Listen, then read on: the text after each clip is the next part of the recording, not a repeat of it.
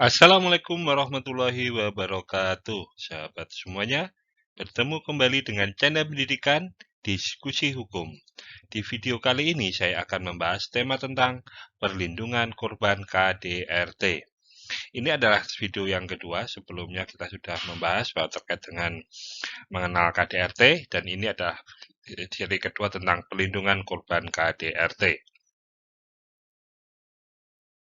Sebelum kita membahas lebih lanjut, kita yang harus tahu tentang hak-hak korban KDRT yang dicantumkan dalam pasal 10 Undang-Undang Nomor 23 Tahun 2004 atau penghapusan kekerasan rumah tangga. Yang pertama adalah perlindungan dari pihak keluarga, kepolisian, kejaksaan, pengadilan, advokat, lembaga sosial, atau pihak lainnya, baik sementara maupun berdasarkan penetapan perintah perlindungan dari pengadilan. Jadi di sini hak utama adalah perlindungan terlebih dahulu. Yang kedua, pelayanan kesehatan sesuai dengan kebutuhan medisnya. Ini terkait dengan luka ataupun mungkin yang diderita dari korban tersebut. Yang ketiga, penanganan secara khusus terkaitan dengan kerahasiaan korban. Jadi ini korban harus dirahasiakan agar tidak menjadi korban selanjutnya. Yang keempat, ada pendampingan oleh pekerja sosial dan bantuan hukum pada setiap proses pemeriksaan sesuai dengan ketentuan peraturan perundang-undangan. Jadi ya di sini ada bisa mendapatkan pendampingan. Dan yang terakhir adalah pelayanan bimbingan rohani. Di sini dia mungkin mengalami tekanan mental sehingga untuk kembali seperti sebab untuk bimbingan rohani.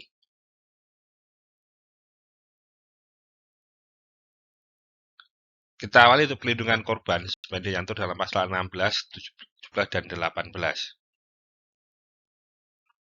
Ini dalam jangka waktu 1 kali 24 jam sejak mengetahui atau menerima laporan KDRT. Kepolisian wajib segera memberitahukan perlindungan sementara, segera memberikan perlindungan sementara pada korban. Paling lama 7 hari sejak korban diterima atau ditangani. Jadi, dalam 1 kali 24 jam memberikan perlindungan sementara dan paling lama 7 hari sejak korban diterima atau ditangani. Nah, dalam waktu 1 kali 24 jam sejak pemberian perlindungan wajib meminta surat penetapan perintah perlindungan dari pengadilan. Jadi perlindungan ini dimintakan penetapan ke pengadilan. Karena apa? Dia harus dilihat ketika ini korban ini nanti dalam rumah tangga kembali kepada rumah tangganya, ke rumahnya, tentu ini akan menjadi korban yang kedua kali. Nah, dalam memberikan perlindungan sementara, kepolisian dapat bekerjasama dengan tenaga kesehatan, pekerja sosial atau relawan pendamping dan pembimbing rohani untuk mendampingi korban. Jadi di sini bisa bekerja sama dengan instansi lain. Kepolisian wajib berikan keterangan hak korban untuk mendapatkan pelayanan dan pendampingan. Hak-hak ini wajib diberikan oleh pihak kepolisian terkait hak korban untuk apa, pelayanan dan juga pendampingan tersebut.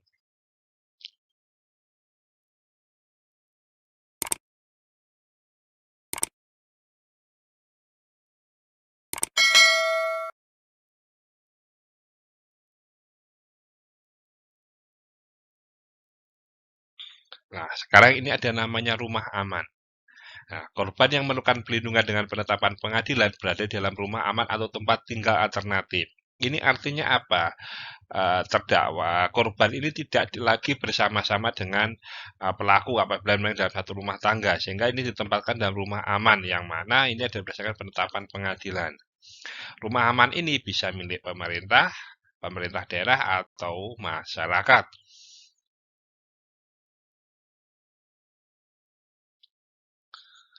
Pendampingan korban. Ini hak kedua tadi ya, adalah pendampingan korban. Relawan pendamping menyampaikan korban dapat didampingi dari tingkat penyidikan, penuntutan, dan pemeriksaan pengadilan dengan membimbing korban untuk secara objektif dan lengkap memaparkan KDRT yang dialaminya. Jadi pendamping ini untuk menguatkan mental bagaimana korban ini bisa menyampaikan kejadiannya, kesaksian dari tingkat penyidikan, penuntutan, bahkan di proses peradilan itu sendiri. Pendamping mendengarkan secara empati segala tuntutan korban sehingga korban merasa aman didamping oleh pendamping dan memberikan aktif penguatan secara psikologis dan fisik kepada korban. Inilah tujuannya. Jadi tujuannya untuk menguatkan si korban itu sendiri dalam memberikan keterangan di persidangan.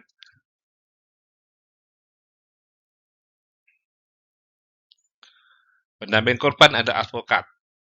Nah, pendampingan korban oleh advokat. Di sini didampingi advokat. Nah, dalam melakukan pendamping kan advokat ini ada kewajiban, yaitu memberikan konsultasi hukum yang mencakup informasi mengenai hak-hak korban dan proses peradilan. Jadi hak-hak korban tadi dijelaskan, termasuk bagaimana nanti proses peradilannya. Mendampingi korban tingkat penyidikan, penuntutan, dan pemeriksaan dalam sidang pengadilan dan bantu korban untuk secara lengkap memaparkan keadaan yang dialaminya. Hampir sama dengan tadi, seorang pendamping tadi yang dari sosial tadi, dan melakukan koordinasi dengan sesama penegak hukum, relawan, pendamping, dan bekerjasama agar proses peradilan berjalan sebagaimana mestinya. Ini juga ada kontrol sosial dari advokat bagaimana proses persidangannya bisa berjalan sebagaimana mestinya. Pelaporan tindak pidana. Jadi ini karena korban ini bagaimana melaporkan tindak pidana diatur dalam pasal 26 dan pasal 27. Pelaporan tindak pidana dilakukan oleh korban atau korban dapat memberikan kuasa kepada keluarga atau orang lain. Jadi pelaporan ini bisa korban langsung atau orang yang dapat kuasa pada keluarga ataupun bahkan orang lain. Tidak harus advokat di sini ya.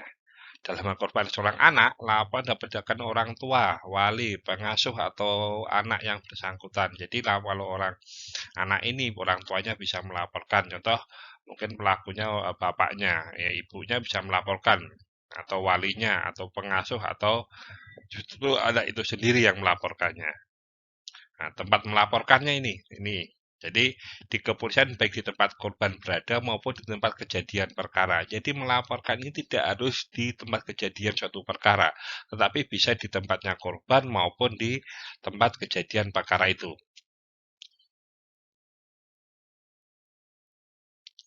Penetapan perlindungan oleh pengadilan.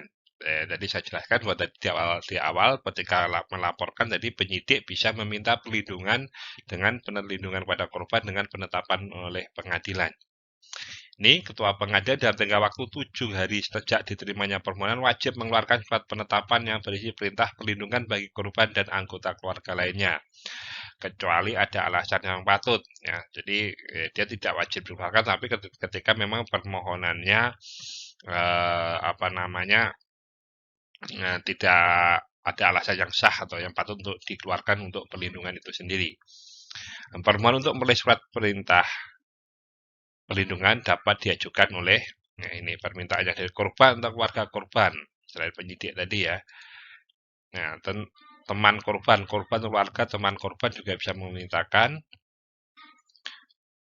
kepolisian, relawan pendamping atau pembimbing rohani. Jadi di sini ini orang-orang yang bisa mengajukan penetapan perlindungan kepada pengadilan.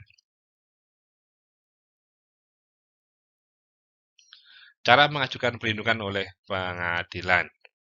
Permohonan perintah perlindungan disampaikan dalam bentuk lisan atau tulisan. Jika diajukan lisan, panitera pengadilan setempat wajib mencatat permohonan tersebut. Kenapa masih secara lisan? Nah, ini karena memang belum seluruhnya atau memang ada juga mungkin korban-korban ini yang tidak mengerti baca tulis. Karena tidak baca tulis bukan berarti tidak dilayani, tetapi tetap harus dilayani, yaitu dengan cara dicatat berita acara oleh panitera pengadilan setempat.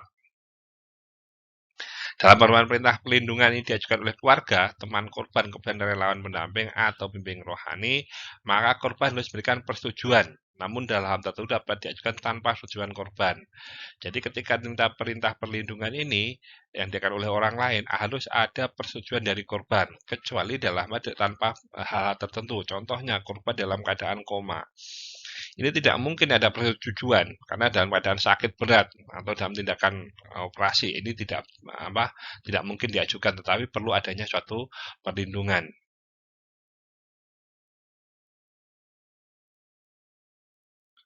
Jangka waktu perlindungan oleh pengadilan. Ini ada jangka waktunya, yaitu perintah perlindungan dapat diberikan dalam waktu paling lama 1 tahun. Jadi 1 tahun perlindungannya. Perintah perlindungan dapat diperpanjang atas penetapan pengadilan dan permohonan perpanjang perintah perlindungan diajukan 7 hari sebelum berakhir masa berlakunya. Jadi mau diperintahkan selama 6 bulan. Jadi sebelum 7 harinya berakhir ini bisa diajukan perpanjangannya.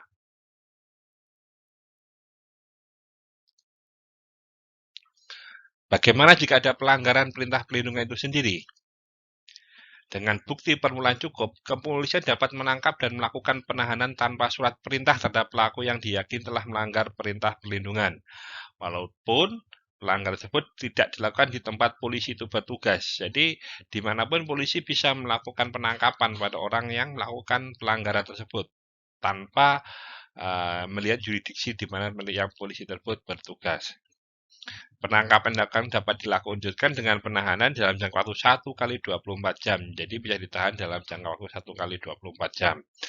Penangkapan dan penahanan wajib diberikan surat perintah penangkapan dan penahanan setelah 1 kali 24 jam. Jadi tetap sama, wajib diberikan setelah 1 kali 24 jam.